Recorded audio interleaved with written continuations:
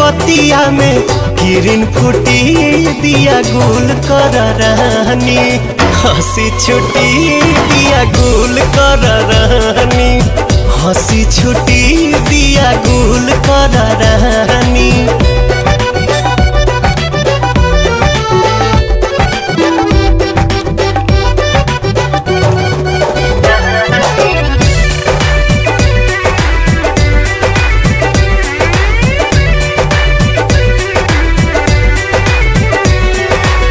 छने छने तन हमर लेबे अंगड़ाई, समर न मन एक कैसे बोलाई।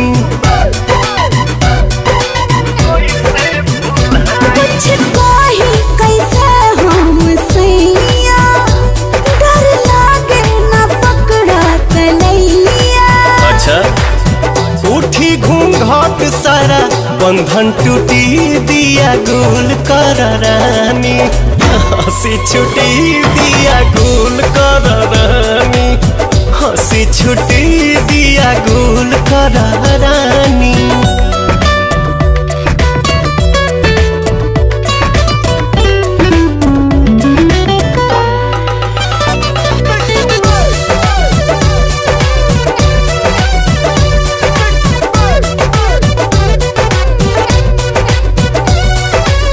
रहे अनजान उहे बन गइल जान हो, भीतरी उछाल मारे नहीं नादान हो।